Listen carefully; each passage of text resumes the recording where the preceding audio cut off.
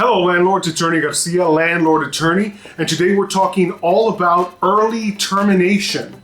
Do you even want it? Your tenant might. We're talking all about that today. Let's get started.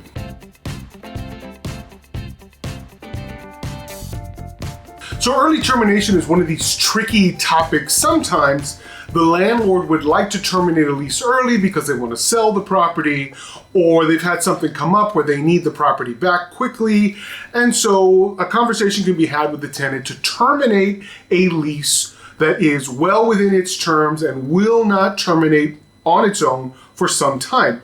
And so, yes, it is possible for a landlord to request an early termination and work something out with the tenant. However, more often than not, it comes up that a tenant seeks to terminate a lease early, and sometimes it's a relatively simple transaction, but other times it is a huge mess.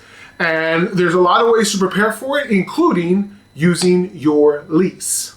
We're going to talk about a number of things that I recommend in this situation when you or your tenant might consider a lease termination ahead of schedule. So the very first thing to consider is whether or not it's already in your lease. In fact, before you sign a lease, you may want to make sure that your lease contains a provision that addresses this issue of early termination.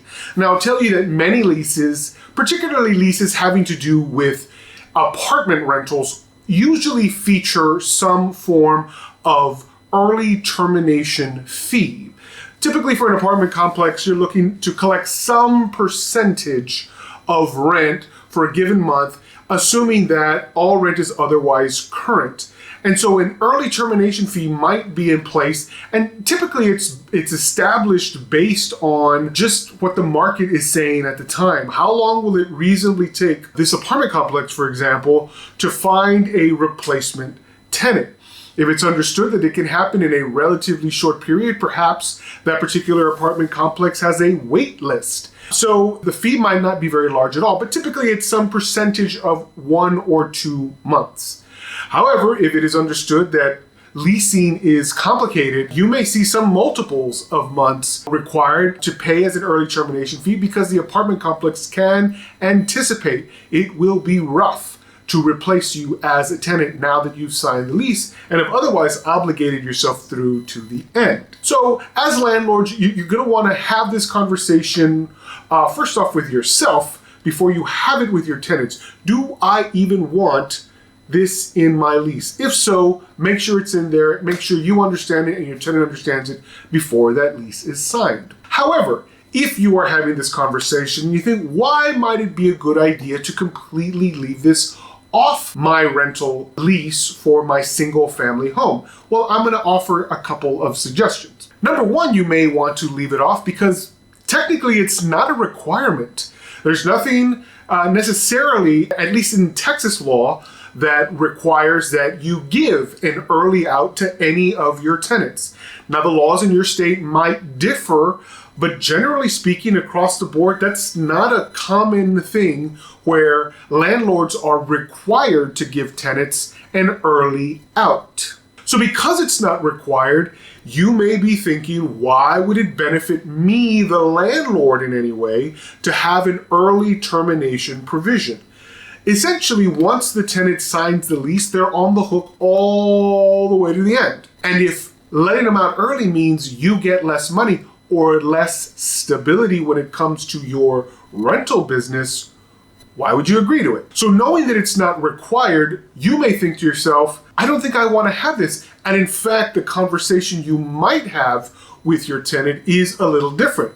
It might be, no, it's not featured in the lease, and I don't intend to feature an early termination clause in the lease. My expectation, as should yours, is that we will go all the way to the end.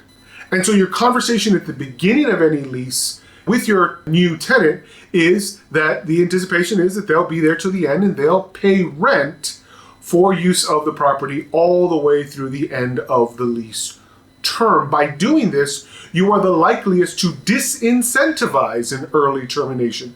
And this might make better business sense for you. Again, everybody's lease and everybody's business options and goals are going to differ. You may have a rock solid tenant who you've enjoyed for many, many, many years, who in their 7th year wants to terminate before the end of that year. And you may say, not a problem, I don't mind it, you've been great, let's go ahead and cut ties. In that case, not a problem, but you still don't need a provision in that lease because you always have the authority to bargain with your tenants. So the good thing is, because you've got a good working relationship with that tenant, you'll be able to work something out that you can plan out in real time that works well for them and well for you. In fact, something that always works well for us is when you leave us a comment below. If you like what you're seeing, give us a thumbs up. We always appreciate that. Now, unfortunately, it's possible that even though you intend to work things out with all of your tenants, in the event that they decide they absolutely must go, it may turn out that you and these tenants may not see eye to eye on what a proper resolution is. This is always a risk. Lease modification of any kind requires that both sides enter into some new terms in writing that replace the original terms of the lease. But if you're thinking, well, I'm going to need about 6 weeks worth of rent before I can adequately replace you as a tenant, and they're thinking, no, I believe you can do it in 2, well, that's 4 weeks of rent that you guys are in dispute over, and it may not behoove you to let somebody out who's not willing to pay what you can reasonably estimate as the amount of time it will logically take you in your market to replace them as a tenant. It is possible that although you enter with the best of intentions, that ultimately you are unable to reach a resolution that works well for both of you. In that case, you then have the option to say, well, if we can't reach a resolution, then I will not agree to the early termination. Hence, the benefit of leaving out the option in the first place. The trouble with this as an option is if they really want to go, they're going to go. And you're not going to be able to stop a tenant who is dead set on leaving. Sometimes they've bought a house and they don't need your house, and they also don't need a good rental history anymore because they will no longer be renters. So why do they care if there's some kind of smear on their credit report or credit history? They're not going to be using their credit or their rental history anytime soon since they've secured a home. To some degree, the tenant is going to have a leverage in certain situations where you may want to bargain and get the best deal you possibly can. You should be holding a full month of rent on deposit, so that should help. But before you rely on that, you're going to want to go and check out the property and make sure there aren't repairs that need to be done, major conditions that were caused by the tenant that otherwise are going to eat the funds of that security deposit up. Remember, you're taking a risk not being able to reach an agreement with your tenants. You're risking that the amount of the security deposit is going, number one, to cover any of the damage, but number two, cover any of the lost time in unpaid rent because you and your tenant were unable to reach some agreement. Now, you can bargain and agree potentially for a shorter number of weeks, but that the tenant waives their security deposit. Unfortunately, if they've left a lot of damage, that's not a good option. So make sure that before you enter into this agreement, you've gone and you've checked out the place to make sure there aren't any major problems that they've caused that the security deposit can otherwise be used for. So your best situation is being ready for either they're staying to the end or they're leaving early. You don't have to include the clause in your lease. You might find that including the clause is helpful for you and your business. These are considerations for you to make before the lease is signed. But whatever course you're on, as long as you're prepared for the possibility that your tenant is going to make this request and go through your mind your market reality and the kinds of things you're willing to accept, you're less likely to lose money and you're more likely to be able to bounce back on your feet, get a new tenant in, and move on.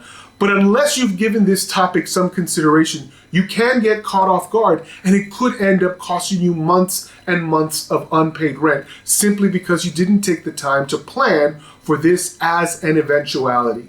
The truth is, a lot of people sign 12 and 24-month leases and don't know what's coming around the corner. They may not be aware of the thing that's ultimately going to require them to leave early. But if you've got a plan in place and you've already given thought to how you would proceed in a situation like that, you're ahead of the game and you're making money from your preparedness. Landlords, this summer I am running a program, and for those of you who are in the Houston area, I'm interested in coming and visiting your property.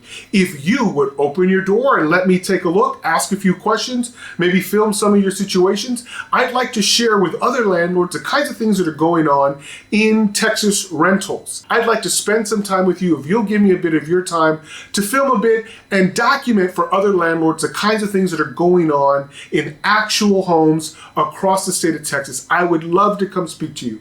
If you're in the Houston area, about 30 minutes from the middle of Houston is a pretty good range where I'm willing to get out sometime during the week, sit down with you, do a little filming. If that's something you're interested in, send me an email. The email address is right here on the screen. If you'll send a message with landlord interview in the subject line, I'll get that. We'll set things up, and I'll be able to share your experience with the rest of these landlords. And for everybody else, I hope you enjoyed today's video. YouTube seems to think that this video right here is absolutely perfect for you. Watch it and any other content we have on this channel. And until next time, landlords, happy leasing.